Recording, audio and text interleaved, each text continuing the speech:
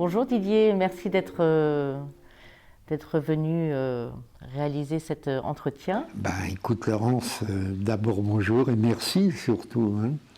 J'ai été ravi de faire ces 200 kilomètres qui nous séparent pour m'exposer tout nu, presque, à tes questions. Bon, j'aimerais commencer par parler de ton actualité. Donc, je sais que tu continues à donner les Astrolibertés. Oui, alors mon actualité, je dois dire que c'est pas un scoop, elle est débordante depuis 40 ans.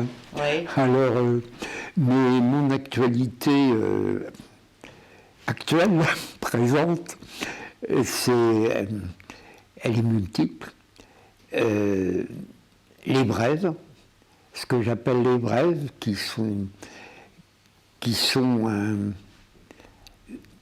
une parution par Internet, par mail, de faits d'actualité ou le fruit de coups de cœur que j'ai pu avoir pour des personnages du passé et qui consistent en une donnée de naissance précise, c'est-à-dire issue d'un acte d'état civil ou d'archives, d'une analyse astrologique, le tout accompagné par une iconographie que j'espère la meilleure possible, c'est-à-dire une photo, des photos d'événements qui ont pu marquer l'existence du personnage en question.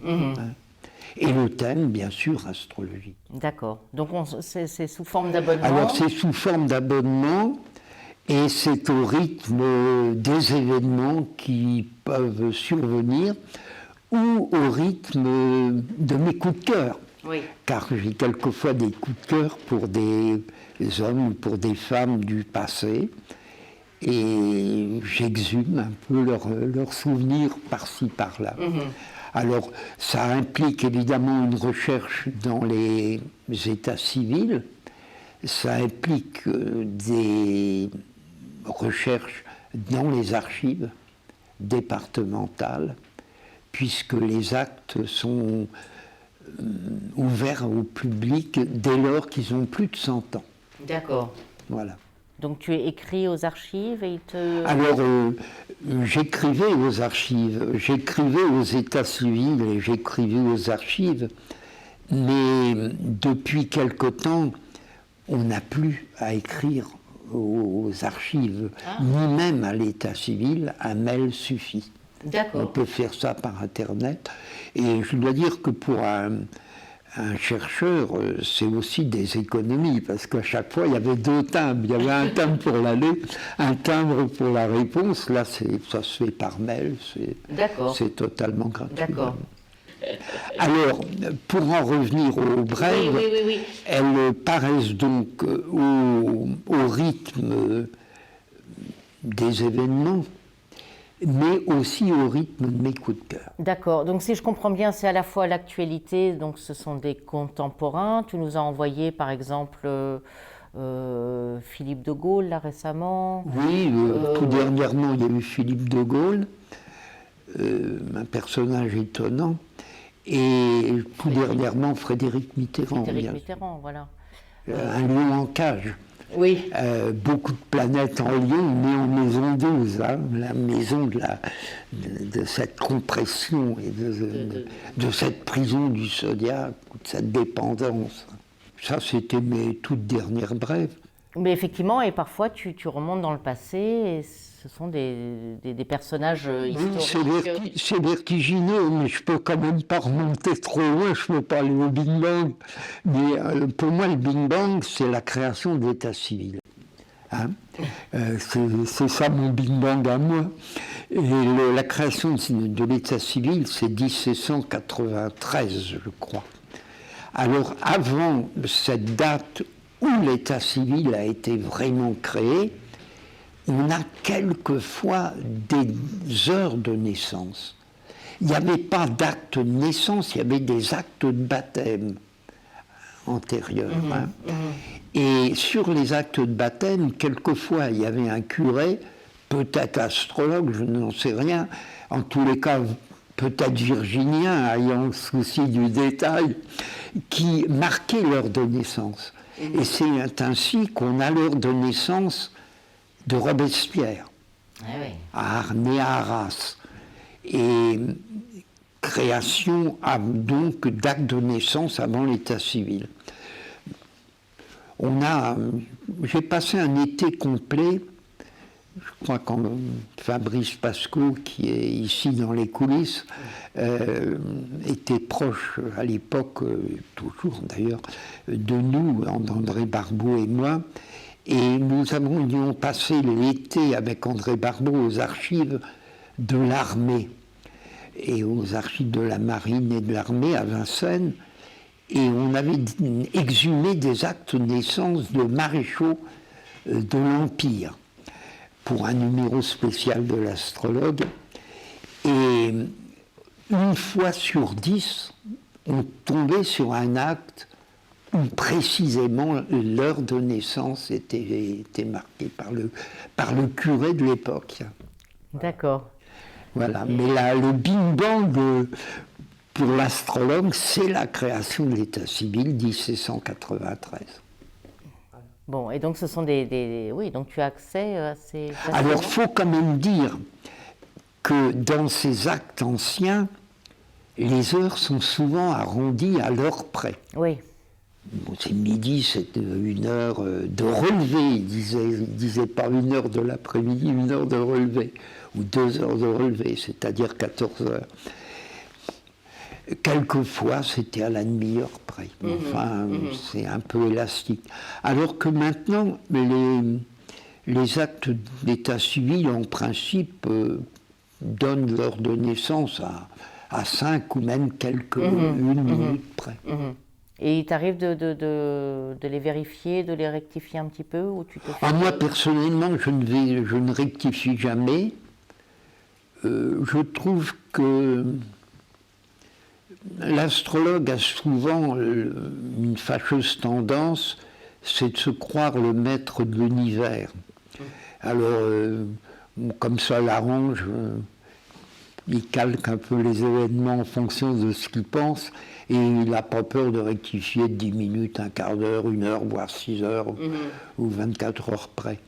Moi, je ne le fais pas, mais je dis quelquefois, selon moi, c'est d'ailleurs pas grand-chose, selon moi, cette naissance aurait pu avoir lieu 10 minutes plus tôt. Mais c'est tout ce que je me permets de faire. D'accord. Avec beaucoup d'humilité. Tu sais que l'humilité, oui, c'est l'apanage de la Vierge. Et oui. Même si elle a une grande partie de lion en elle. Voilà. Bon, on verra ton thème natal tout à l'heure, mais donc, juste pour continuer avec ces brèves, donc... c'est issu d'une longue tradition. Lorsque j'ai fait l'école supérieure d'astrologie de Paris, à une date que je ne te situerai pas, que je pense être dans les années 73-14, mais Samuel Jean Gutenberg me disait que c'était plutôt 76 ou 17, d'après lui. J'ai un flou dans la chronologie, mais lorsque je faisais l'école supérieure d'astrologie, c'est-à-dire les AP, je collectionnais, je n'aime pas trop le mot, mais j'accumulais déjà des heures de naissance. Ainsi, avec Jacques Berton, j'avais sorti un dossier de travesti. Car à l'époque, j'étais agent artistique dans une agence de spectacle où j'avais créé un département chanson. C'est là que j'ai rencontré Bernard Lavilliers pour la première fois. Et dans cette agence, il y avait un département striptease extrêmement connu. Et je me suis trouvé des années entières agent dans le striptease et dans les travestis, les plus beaux travestis de Paris. Et donc j'avais pris leur date, heure et lieu de naissance, et j'avais communiqué le dossier à Jacques Berton, qui en avait fait un cours, Ah oui. où je suis d'ailleurs cité. Bon alors, entre les travestis et... Alors, donc, j'ai commencé cette recherche de date de naissance entre 1970 et 80, disons, et j'ai continué, évidemment, dès que j'ai rencontré les éditions traditionnelles. Et donc, oui, il y a ici, je ne sais pas moi, presque une quarantaine d'exemplaires de l'astrologue. Oui, alors, je me baladais à Paris, je faisais déjà un peu d'astrologie. Pour moi, l'astrologie monte à l'âge de 18 ans, puisque dans ma dissertation française, lorsque je passais mes bacs, j'avais eu un sujet, je crois que c'était les chants désespérés sont les chants les plus beaux. Et j'avais commenté, mais j'avais commenté avec des termes astrologiques déjà. Ah oui. Les profs que j'avais consultés après m'avaient dit « mais t'es complètement fou, c'est suicidaire ». Je ne sais pas si ça va être apprécié, mais ça a été très bien. Et ça a même dû être très bien parce que, étant donné que j'étais abonné à des zéros en anglais pendant toute ma scolarité, il fallait récupérer en français et en quelques autres matières. Et donc, déjà à l'époque, j'étais plongé dans le bain astrologique. Et à l'époque, je lisais André Barbeau. Et oui, j'allais te demander comment... Et oui, je lisais André Barbeau. Je lisais, je ne sais pas si je lisais le traité pratique, je ne sais pas s'il était sorti à l'époque, mais il y avait toute la collection de petites planètes. Oui. Et voilà, mais bon, j'ai donc eu le bac, et comme revenant à Paris longtemps après, je suis tombé boulevard quai Saint-Michel devant les éditions traditionnelles, tout à fait naturellement, je suis entré. Je suis tombé sur André Brère et sur Nicole. Et l'un comme l'autre m'ont encouragé d'aller rejoindre Jacques Berton à l'École supérieure d'astrologie de Paris. Et Jacques a été mon premier maître.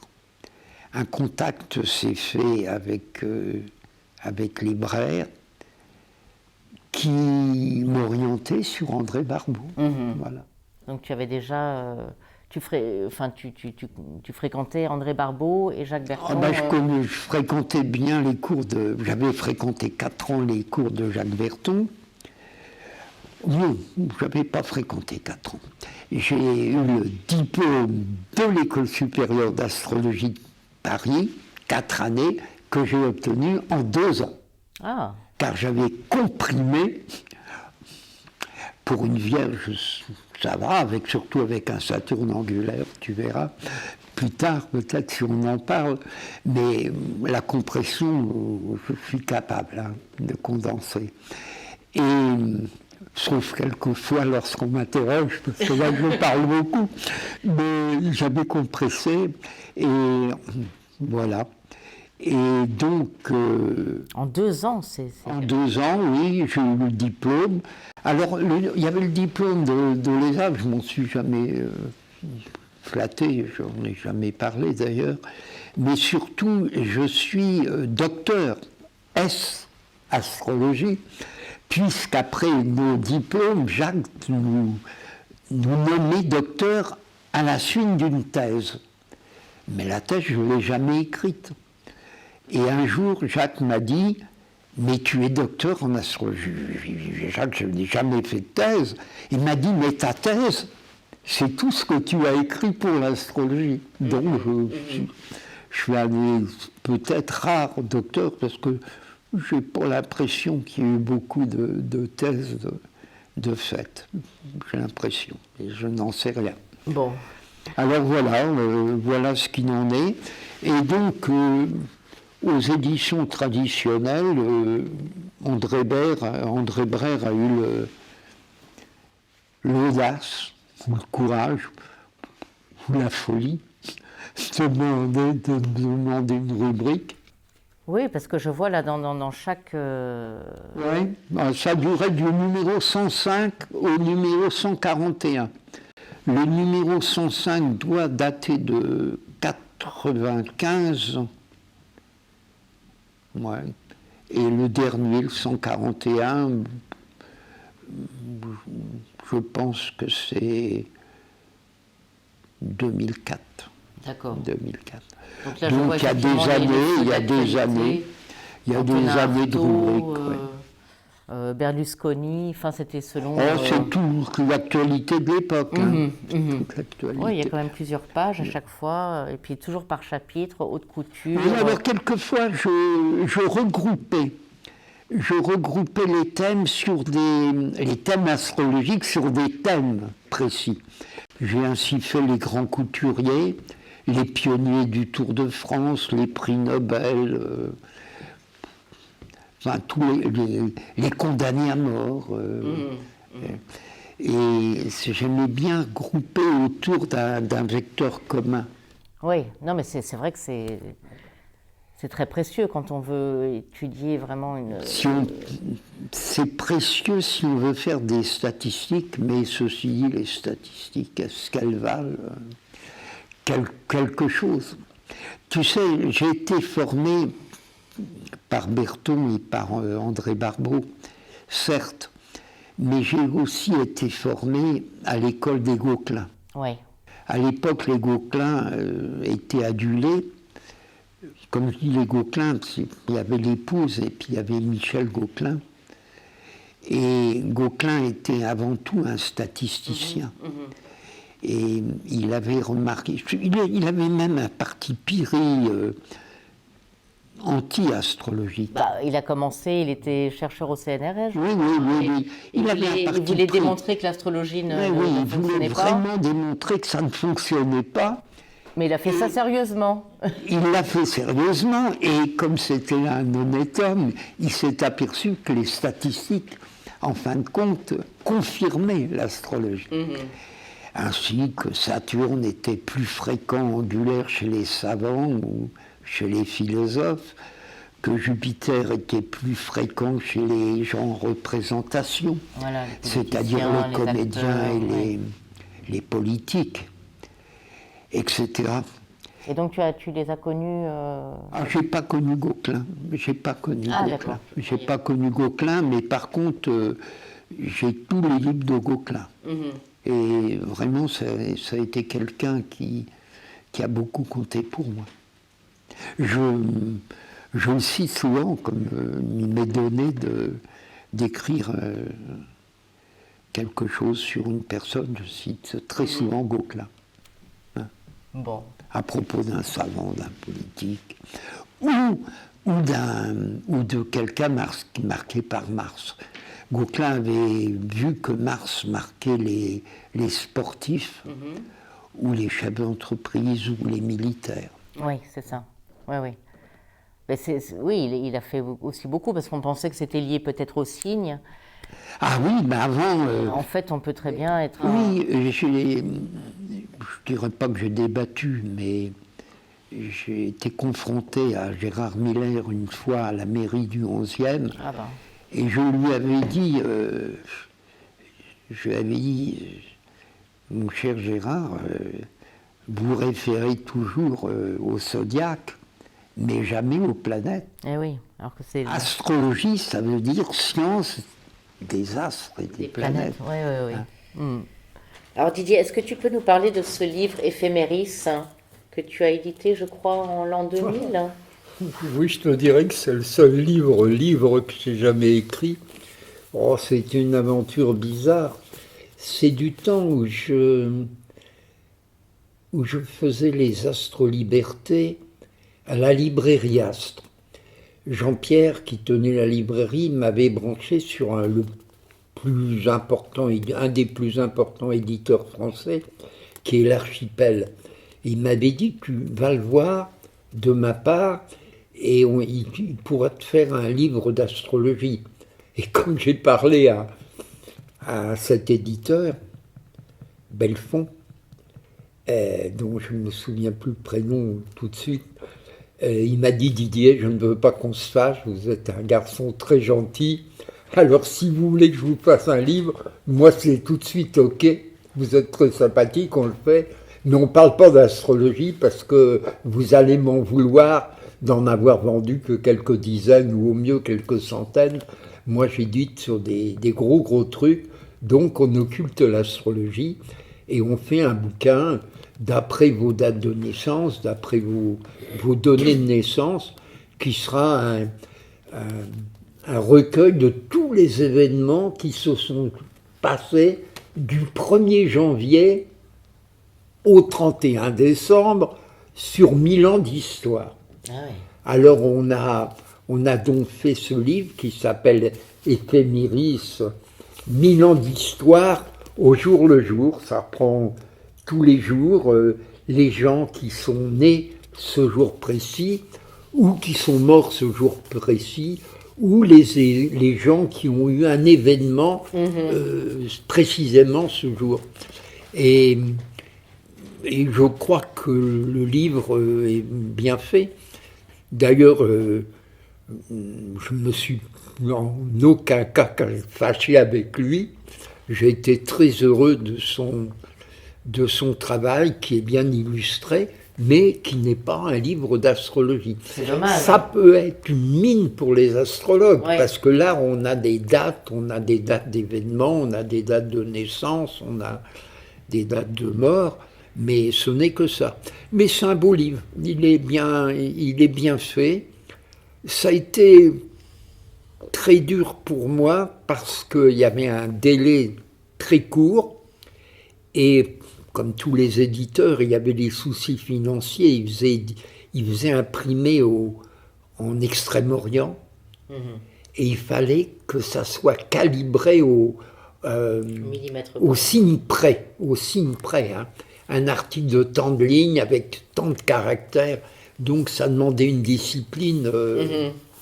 Mais la Vierge Saturne a su s'adapter à ça, et puis les Neptuniens s'adaptent aux petits comme aux grands. Hein. Donc, Mais ça a été vraiment difficile à ce niveau-là. bon, il faudrait presque le refaire avec les thèmes de... Oui, avec les thèmes imprimés, mais là encore, ça m'a intéressé 200 astrologues ou 100 astrologues, tu sais. C'est ça le problème. Et alors il m'a dit que l'astrologie était tombée en vrille. Ceci dit, si on a sorti le livre en l'an 2000, 24 ans après, peut-être qu'il y a Il y a des un regain de petits bourgeons, l'astrologie quand même. peut-être qu'il y a des bourgeons qui percent en ce moment, mais j'en doute un peu. Les temps sont très différents des temps anciens, comme je pense que les premiers thèmes chez Berton, je les dessinais à la main. Je prenais une soucoupe et je traçais les ronds, je divisais en 12 parties égales, et qu'il n'y avait pas d'éphémérides journalières. On avait des éphémérides tous les 10 jours. Il fallait donc calculer le pas de la Lune et placer la Lune au... Mais en même temps, tu rentres dans le thème Je comme ça. crois que la main, Ouais. la simple main a l'intelligence du geste. Et qu'à force de tracer les aspects qui vont, par exemple, d'un signe de terre à un signe de terre, et qui font les trigones, on ressent mieux le thème de Oui, non, l'intérieur. c'est clair, c'est sûr. Je crois que le geste est important. Mais je représente la vieille école. Hein.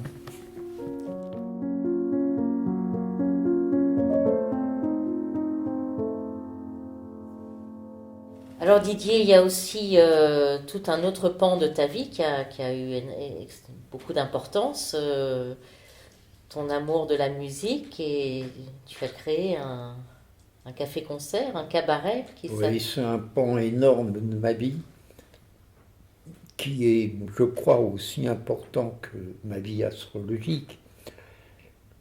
Ça remonte à mes plus jeunes années.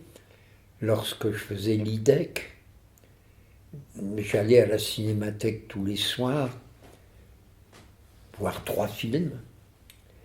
Et sur le chemin, il y avait un cabaret qui s'appelait le Port du Salut, où passaient les grands noms de l'époque, beaucoup d'humoristes, Pierre Doris.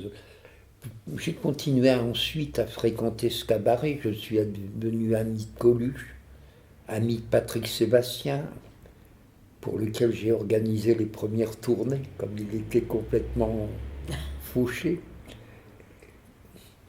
Et puis cette ambiance Port du Salut, j'étais étudiant, j'avais pas trop de ronds, donc je m'arrêtais, et puis timidement je demandais quelquefois une bière, quelquefois je ne demandais rien. Et le patron spontanément m'offrait un pot et je m'installais sur l'escalier, je voyais les artistes.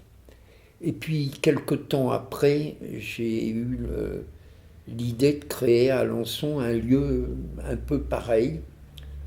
Entre-temps, j'avais toujours, au moment de l'IDEC, j'avais rencontré Aznavour, qui est devenu un ami très proche pendant 40 ans. Alors j'étais donc à l'IDEC, et puis je vois Aznavour. Alors Aznavour, je l'avais déjà vu l'année d'avant, ou 2 ans avant, au Casino de Deauville. Je me dis, oh, il faut que je voie Charles. En plus, c'était l'époque où il commençait le cinéma dans le film de François Truffaut, Tiré sur le pianiste. Alors je me faufile dans la salle. Puis là, il me repère, et puis il me dit, mais qu'est-ce que tu fais là? Je lui dis, je suis étudiant à l'IDEC, je m'intéresse au cinéma. Et à vous, on s'était vu à Deauville il y a 2 ans. Et il me dit, bah, si t'as besoin de me voir en scène, tu passes par l'entrée des artistes et tu demandes Monsieur Aznavour. Si bien que pendant 1 mois, tous les soirs, j'allais voir Aznavour dans les coulisses, j'étais à 1 mètre de lui. Et ça durait 40 ans, pas à l'Alhambra, mais à chaque fois que je le voyais, il me disait, Didier, mon premier admirateur. Il faut dire qu'à l'époque, il n'était pas encore très très connu. Et donc, le Port du Salut, l'atmosphère du Port du Salut, l'amitié d'Aznavour a fait que j'ai eu envie de créer un cabaret à Alençon. Et j'ai eu les plus grands noms de la chanson du XXe siècle. 137 artistes qui arrivaient alors avec leurs musiciens, tu vois, ça faisait du monde. Alors c'était pas tous des gens hyper connus, mais j'ai quand même eu Léo Ferré qui se déplaçait d'Italie. Oh là là. Sur un coup de téléphone, pareil. Je lui dis, Léo, on s'est connus dans des manifs à Paris, mais mon cabaret est en perte de... Tous les huissiers me courent après aux fesses. J'aimerais bien que tu puisses faire quelque chose. Il m'a dit, j'arrive. Eh ben. J'ai eu Claude Nougaro, qui était un bon ami aussi, qui est venu. Aznavour, qui n'a pas chanté, parce que lui, il n'a jamais chanté en cabaret. Ou plutôt, j'ai appris après qu'il avait fait quand même des petits cabarets. Mais il est venu me rendre visite en plein après-midi. Patrick Sébastien, en souvenir de nos tournées homériques, qui ne s'est pas produit, mais qui est venu. Et puis, par contre, qui est venu, il y en a eu plein, Julos Bocarne, Angelica Ionatos, qui faisait le théâtre de la ville, Jacques de Broncard, Maurice Fanon, avec son écharpe, François de Guelt, l'homme du ciel, du soleil et la mer, Jean Constantin et son piano. Enfin, 137 artistes se sont produits sur ma petite scène. Ça a duré de 79 à 86, à 1986. Alors, 137 artistes qui restaient 1 semaine. Ah oui, une semaine. Ah oui, ils arrivaient, mon théâtre, si tu peux appeler, avec ma mégalomanie Lion et Jupiter angulaire, j'appelais ça le plus petit musical de France. Alors, mégalomane dans le petit, hein, la Vierge, hein, le plus petit musical de France. Alors, Il y avait 40 places. 40 places. Oui, mais enfin, sur une semaine. Ouais. 40 places et il restait 5 jours. Ça faisait 200 personnes. Mhm.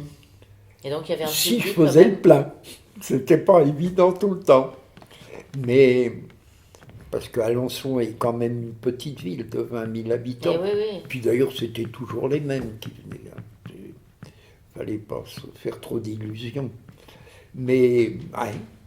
Ah, et le bouquet, vraiment le bouquet, c'était le passage de Lavilliers, Bernard Lavilliers, alors qu'il sortait d'un Olympia d'un mois avec tous ses musiciens. Il prenait déjà la moitié de ma salle. Hein. Et Lavilliers qui vient totalement à l'œil, totalement en soutien. C'est une soirée folle, il y avait 400 personnes dehors. Ah ouais. 70 dedans. À un lieu de 40, j'avais réussi à en mettre 70 malgré les musiciens. Ils étaient debout, mais ils voulaient venir. Puis il y en avait 400 dehors. C'était une soirée homérique. Et alors, ce qui est très curieux, c'est que Bernard Lavilliers s'est produit à Alençon il y a 1 an. Et à ma grande surprise, en plein milieu de son récital, il s'est arrêté. Et il a dit, j'ai dans la salle Didier Gélard chez qui je me suis produit il y a 40 ans. Il a ajouté, les musiciens prenaient toute la place. Et voilà. J'ai un souvenir assez douloureux, c'est que, le voici, c'est que Bernard avait composé dans la voiture qu'il l'a amené chanter chez moi, il avait composé une chanson pour le Neptune qui a été enregistrée lors de son spectacle sur un appareil cassette. Mais j'ai prêté la cassette à un journaliste et elle ne m'est jamais revenue, si bien que le concert est complètement parti, c'est beau, a été occulté.